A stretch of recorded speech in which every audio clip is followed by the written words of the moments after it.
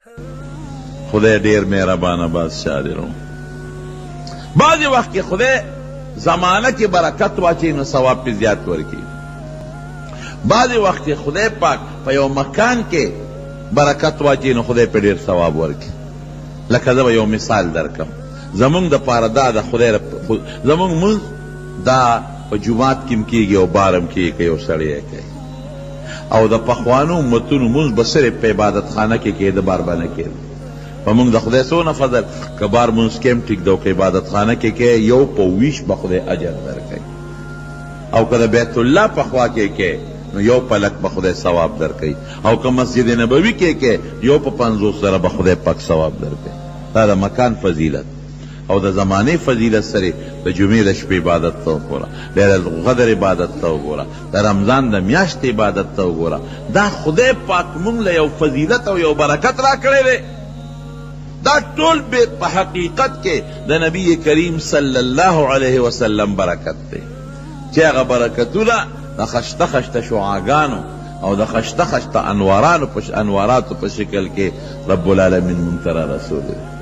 قسم دې زه کله حیران شم زم خدایا ستا نه مهربانه ذات بل نشته، ډېر زیات مهربانه، خو مونږ ډېر بیکاره یو. یو موقع کې حضور پاک وفرمایل وی الله ارحم بعباده من الام بولدها. وی خدای پاک په خپلو بندگانو دونه مهربانه دی چې دومره مور په خپل بچي نه مهربانه. خدای په ډېر مهربانه دی. نو یو جهاد کې نبی علیہ السلام یو ځای کې دمه کړې ده، نو یو زنانه ده اور یې بل کړی دی او دې زنانه سره په غېږ کې ماشوم دی داسې نیولی دی. نو چې دا اور کله لمبه وی نو دا زنانه دا ماشوم داسې د اور نه رستو کی. مور خو په بچي باندې ډېره خفه کېږي، نو چې لمبه لږه قلاله شي نو دا بچی بیا داسې را مخامخ کي. نو چې دې زنانه وکتل او پیغمبر علیه السلام یې ولیده نو زر راله نبي علیه السلام ته مخامخ ودرېده. وی د الله رسوله تاسو خو یو خبره کړې ده. څه خبره ده؟ وی تاسو دا ویلي دي چې الله په خپلو بندګانو دومره مهربانه دی چې مور په خپلو بچو دونه مهربانه نه ده. د مور نه په بچو د خدای په خپلو بندګانو رحم زیات دی. دا ټیک ده؟ وی او بالکل.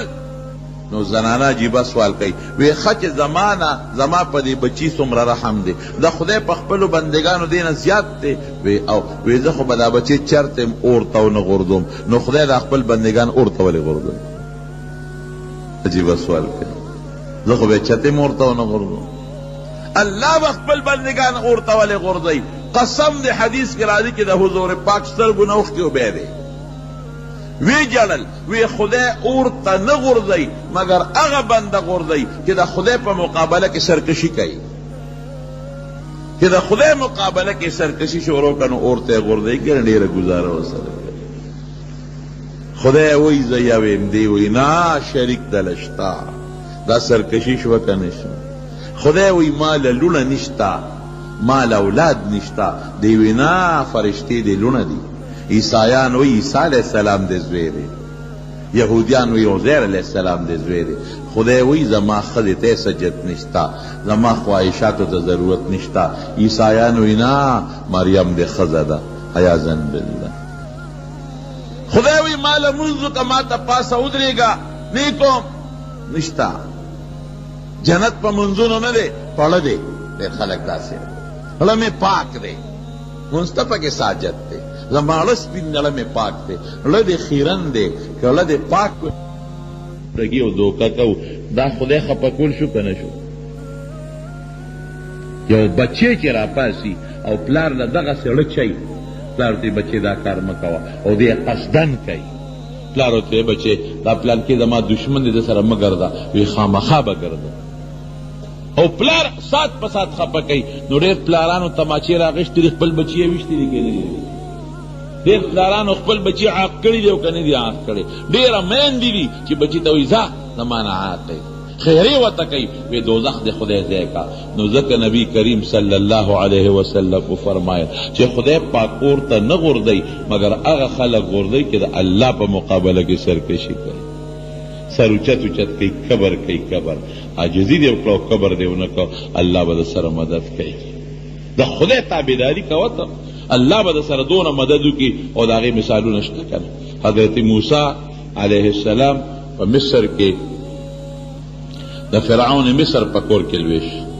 ماشوم دی، خلکو به ورته د فرعون زوی وی، قدر عزت به خلکو کو. په لاره ګرځي یو بني اسرائیلي دی، یو د فرعون د قوم سړی دی، یو بل سره په باس دی. د فرعون د قوم هغه سړی د بني اسرائیل د موسی علیه السلام قوم، د موسی علیه السلام دی قومي ته وایي دا خشاک ما سره یوسه او دی دا خو ډېر پڼ دی ګېډۍ دی نشم موړی، ستا پلار به موړي وهه یې. هغه آواز وکړه موسی علیه السلام ته، ای موسی راشه د دنه مې خلاص کړه. موسی چې څنګه موسی علیه السلام راغی هغه ته وایي دا ته څه کوې په دې لږ ظلم کې؟ وایي دا پرې د فرعون دربار له خشاک وړم او دې ما سره دا خشاک نه وړي.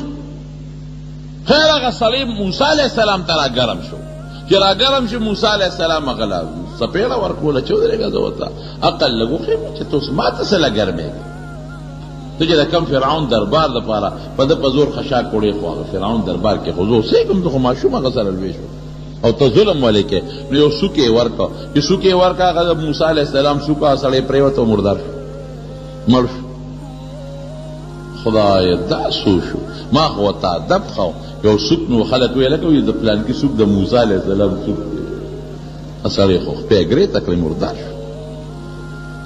اوس خو خیر هغه سړي ته وایي خوار شي، سړی دې را باندې مړ کړه، چاته هغه ګونه کې ګوره کال دې وایي خبر هغه هم دغه.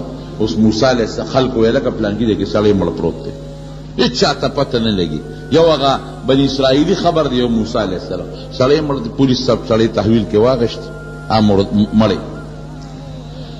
اوس سار له چې دی نو دغه بني اسرائیلي بل چا سره جګړه ده. بیا موسی علیه السلام ولاړ دی چې موسی علیه السلام راشه که نه وي دا سړی په ما ظلم کوي. موسی علیه السلام ورمخکې شو، خدای دې بې خوباسه پرون دې مې یو سره جګړه کوله او نن بل سره جګړه کوي.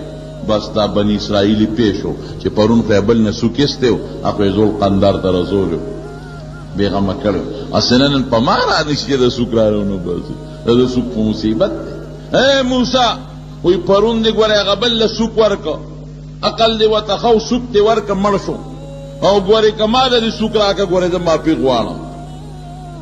بس هغه خبره خو دلته دفي شوه، خو هغه فرعون هغه قومي خبره واورېده، او پرونی سړی م ده وجلی دی. الار د فرعون دربار کې اطلاع ورکړه، هغه چې کوم هلک تا سره دی موسی دا ټولوانۍ خو هغه کړی دی، یو څوک یې ورکړه هغه یې بېغمه کړه او بس هغې میټینګ راوغوښته. ویارېد فرعون چې هغه ما کوم خوب لیدی و چې د ما نه بادشاه اخلي دا لږ چته دي. نو موسی علیه السلام له یو سړی راغی، ورته یې د فرعون میټینګ وشو، مشوره وشوه او نیسي دې وجني دې خپې وباسي. بس موسی علیه السلام روان شو. د فرعون د علاقې نه روان دی او پیاده منډې م وایي او سفر م کوي، ډېر لوی سفر یې وکړ او د شعیب علیه السلام علاقه و مدین هغې ته ورسېد. مضبوط سفر یې وکړ، ډېر ستړی دی او ګرمي شوې ده. چې هلته ورسېد هلته یو کوی و، بئر مدین ورته وایي. آثار قدیمو کې دا کوی اوسم شته، یو کوی دی او خلک راځي او د هغه کوی نه څوک اوبوړي په مشکونو کې او څوک ګډې چیلی راولي، هغې له اوبه راوباسي او سیرابوي، یخې اوبه دي مزېدارې اعلی.